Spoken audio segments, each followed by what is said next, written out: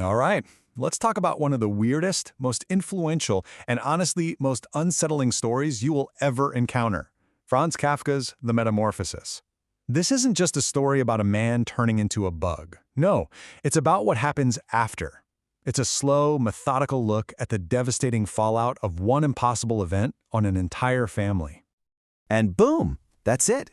That is literally the opening line. There's no build-up, no explanation, no magical curse or scientific experiment gone wrong. Kafka just throws us right into the deep end of the absurd. One second, Gregor Samsa is a traveling salesman, and the next, he's a giant bug. Deal with it. So let's start there. Section 1. A horrible vermin. What do you do in those first few minutes? This is all about the bizarre, almost comical conflict between a monstrous new body and a mind that is still, for all intents and purposes, completely and tragically human. Okay, this is where it gets really Kafka-esque. Just look at the disconnect here. On the left, you have his physical reality, which is pure body horror. He's got a hard, armor-plated back, a big, brown, segmented belly, and all these pitifully thin little legs waving around, totally out of his control. He can't even get out of bed. But then you look at what's going on in his head, and it's all about his job. He's not thinking, I'm a monster. He's thinking, oh man, I missed the 5 a.m. train. My boss is going to be furious. I still have to pay off my parents' debt. It's just incredible. And that, right there, is the genius of it. His number one concern, his top priority upon waking up as a creature from a nightmare, isn't the existential crisis. It's his work schedule. This tells you everything about Gregor's life before the change. He was so trapped in the routine, so buried under his obligations, that even this surreal horror is just another obstacle keeping him from his job. His humanity is defined by his duty. Meanwhile, on the other side of the bedroom door, life is proceeding as normal. You can just picture the scene.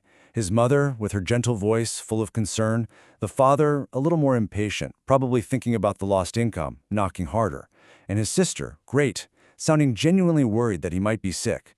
They're all reacting to a situation they can't even begin to imagine. They still think the man they know is in there. This is the moment the two worlds collide. His boss, the chief clerk, actually shows up at the house to see why he's late. And Gregor, in this massive, clumsy struggle, finally manages to get the door open. He tries to explain, to apologize, to make everything okay, but all that comes out is this high-pitched, squeaking chatter. The chief clerk's reaction says it all. That was the voice of an animal. In that instant, Gregor's last connection to the human world, his voice is severed. And that leads us straight into the next crushing phase of this story. Section 2. The provider becomes a burden. Because once he loses his human form and his human voice, his entire role in the family unit is just deleted instantly. You have to understand, Gregor was the family. He was everything. He was working a job he absolutely hated, this grueling life of a traveling salesman, just to keep his family afloat and pay off his parents' old debts. His one personal joy, his one dream, wasn't even for him. It was to make enough money to send his musically gifted sister to the conservatory. His entire identity, his entire worth, was built on being the provider. So the second that ability to work is gone, what happens? His value disappears. It's a brutal, simple economic reality. The transformation isn't just biological, it's financial. He goes from being the family's greatest asset to their greatest liability. He has become a burden. And the family's rejection is immediate, and it is violent. The chief clerk literally runs out of the apartment. His mother sees him and just collapses. And his father reacts not with pity or confusion, but with pure rage. He grabs a walking stick and a newspaper and just brutally herds Gregor back into the bedroom, shoving and pushing until Gregor is injured and bleeding. This is the first act of violence, and it's a clear message. You are not my son anymore. You are a thing that needs to be contained. Now, this is where the story gets really dark. As Gregor is locked away in his room, physically unchanging, a second, more profound transformation starts happening to his family. This is the real metamorphosis of the story, the moral one. You can just track the death of their compassion over time. At first, his sister Greet tries. She brings him milk, then realizes he prefers garbage, so she brings him scraps. But pretty soon, that care turns into a chore she resents. She starts opening the window every time she enters, as if his presence is suffocating her. Before long, his bedroom is just a storage closet for unwanted furniture. Then they start throwing a sheet over him so they don't have to look. And the final nail in the coffin? They stop calling him Gregor. He becomes it.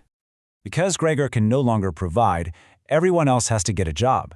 The father, who was supposed to be too frail to work, suddenly finds a position as a bank messenger.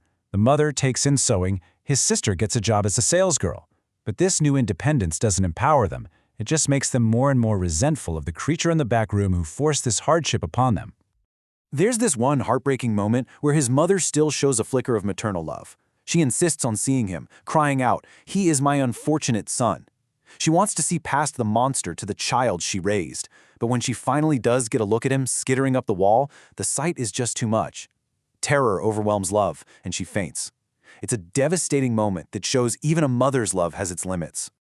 And this leads to the second, even worse act of violence. The father comes home, finds his wife unconscious on the floor, and immediately assumes Gregor attacked her. Without a second thought, he just starts grabbing apples from a fruit bowl and hurling them at Gregor. One of them hits its target, lodging deep in Gregor's shell, a wound that will never heal properly. And I mean this literally. For over a month, that apple stays stuck in his back, rotting. No one dares to get close enough to take it out. He is left to suffer with this festering wound, this constant, painful reminder that his family has completely and utterly written him off. It's the ultimate symbol of their neglect. So, where does this all lead? To the final section. And from the family's point of view, it's not a tragedy, it's a release. His death isn't an ending for them, it's a new beginning. To make extra money, the family has rented out a room to 3 tenants. One night, Grete is playing the violin for them, and Gregor, hidden in his room, is drawn out by the beautiful music. It's one of the last things that makes him feel human. He creeps into the living room, wanting to connect, but the tenants see him, and they are horrified. They announce they're leaving immediately and won't be paying rent. And this is the final economic blow. And that's when Greta, his beloved sister, the one he sacrificed for, delivers the final verdict. She turns to her parents and says, "We have to try and get rid of it."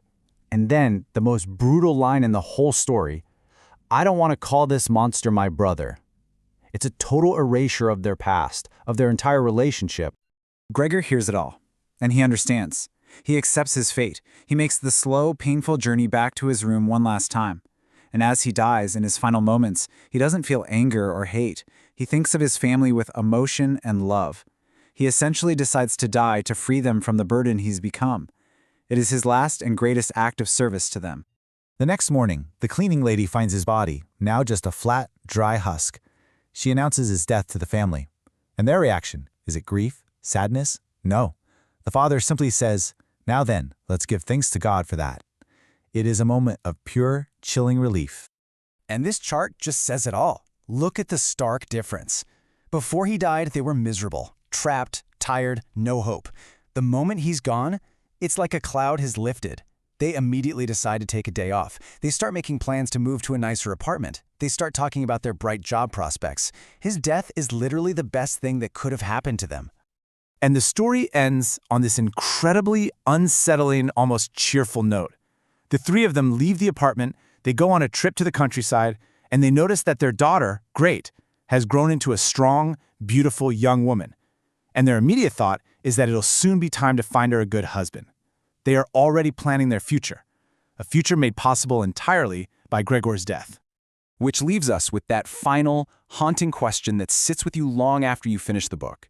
Gregor's change was physical, it was immediate, it was obvious, but his family, their change was slow, it was internal, it was a metamorphosis of the soul. They transformed from a loving family into cold, pragmatic survivors who cast out one of their own the second he was no longer useful. So you have to ask yourself, who really became the monster?